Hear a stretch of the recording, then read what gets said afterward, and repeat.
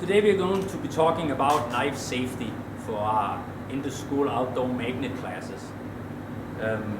Specifically, we in the 8th grade we make ourselves some little camping chairs that we take out camping, and to make those chairs for the rounding off the legs, we use knives.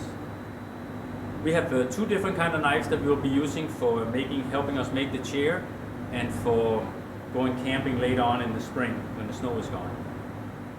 We have two basic kinds of knives. We are using knives that come in a sheet knife.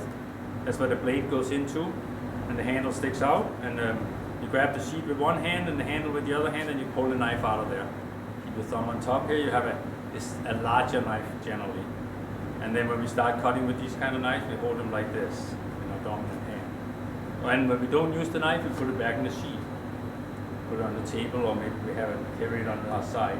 We have some different kind of sheet knives, bigger and smaller ones that we'll be using. Most of the time we're going to be using a pocket knife or a folding knife that also comes in different sizes. Most important thing about these knives is that you want to keep your knives sharp, because a dull knife will slip easier and you can hurt yourself more with a dull knife. A sharp knife will cut into the wood and do the job it was intended to do. We're going to take this folding knife here. The folding knife has the blade of the knife folded into the handle, and the handle is right here. So I'm going to grab onto the handle, and I'm going to take my other hand and I'm going to pull open the knife until it locks. All of our folding knives have locks on them. This one here have a lock on the side. Some of them have a lock on the bottom down here. Make sure you know that whatever knife that you're using, you know how it locks open. If the knife did not lock open, if I could fold it right back in like this, do not use it.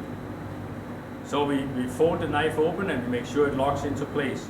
Now we have a good, nice little knife here that we can use for carving or whittling. I have this little square stock here, and I say I wanted to make that round. I will, if I'm gonna sit down or stand up, either way, the rules are the same. I want to look around, make sure there's nobody in my immediate vicinity, so if the knife slips out of my hand, that it can go on, catch him or hurt him some way. If I'm sitting here and I drop my knife, I want to make sure that I don't try to grab it on the way down, because I might grab the sharp part of the knife and I'll cut myself. If you drop your knife, just let it go. I'm sitting here, I'm looking around, there's nobody in my immediate vicinity here, and I'm going to be carving this little block here a little bit on the end. Always carve away from yourself. So I grab the knife, I put my thumb on top here so I have a nice good grip here, and I carve. I start on the corner here because I want this little block to get round. I'm turning this little block around here. Now that's okay for a little piece like this. We can do this here. If we had a bigger piece, we might not, that's too big to hold for some people. We might have to clamp it to the table. So I'm not going to use the knife for a second here, so I'm going to fold it over in my hand. So the opening is here. I'm going to push on the locking mechanism, and I'm going to fold the knife into the locking position, and now it's locked in place in there. Put it on the table, and here's a bigger piece. This piece might be too big for some people to, one of the legs here for a chair, that might be too big for some people, and we have found that it's okay then to take a clamp and clamp that piece to the table nice and tight, and then do it in two halves. You know, you can carve the one half first and then carve the other half and turn it around. So we clamp that to the table, find a knife that we want to use, pull it out of the sheet back on the table, and same thing here. I can guide it a little bit. I can kind of cut with it like this, cut away from myself, start at the heel, which is down by where the handle of the blade is, and then carve away from yourself. So heel to tip is how you carve. And always make sure the knife is pretty sharp. You put the knife back in the sheath when you're done. You might want to turn that over and carve the other. Turn it over again and carve it if it's too big to hold.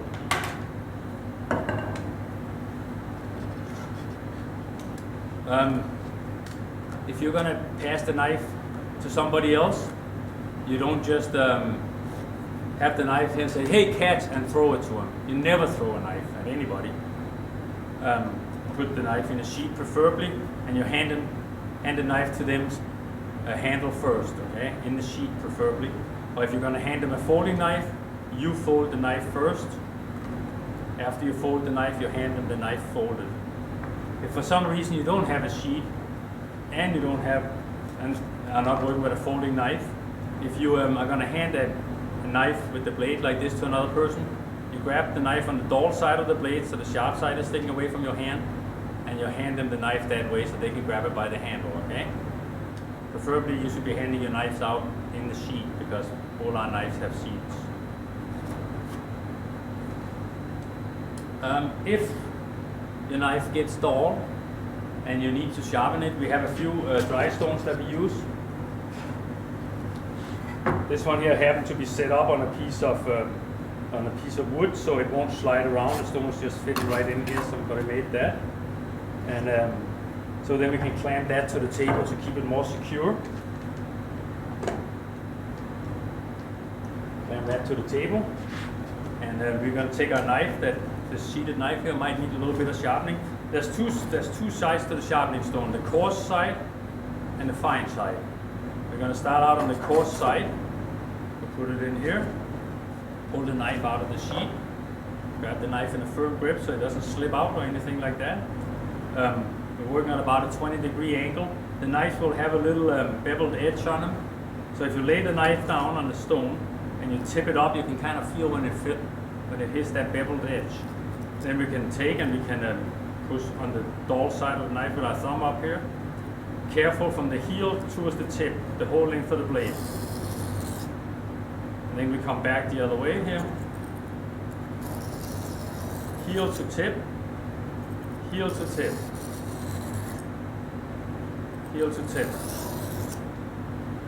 And when the knife is sharp enough, we can take a piece of paper and we can, it's not quite sharp enough there yet, somebody was carving today. After we do it on the rough side, so we get a pretty good edge on this knife here, we can turn it over and we can finish it off on the fine side of the stone. Same thing again, lay it down, tip it up.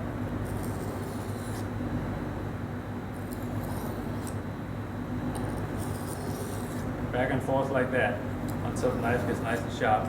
Take a piece of paper and we cut on the piece of paper. That's how we know that it's sharp. Never test the sharpness of a tool with your hand or your fingers. We're going to put this back again in here.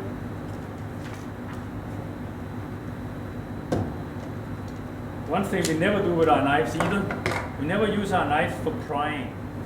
This is a pretty big knife. We say, oh, we're going to just pry this out. Never use your knife for prying. It's not okay. You'll break off the tips, and they're not made to be used that way. Plus, you could injure yourself or somebody else. So you always want to be safe and use caution when you cut with a knife or carving with a knife. And especially when we are camping, because it's not in a controlled room like this here. You want to be careful at all times when you have a sharp knife in your hands. If you do get cut, or if you see somebody else get cut, immediately stop what you're doing and help them, or if it's yourself, go clean the cut, dry it off, and get a Band-Aid. Hopefully it won't be that bad. Never throw a knife to anybody. We talked about that already, I guess. Never point a knife at anybody. Never take your knife and point it at them. Never take a knife and gesture at anybody.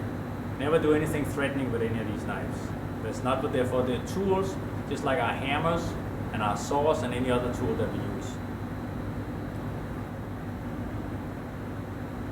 And if you have any questions, always go and ask an instructor.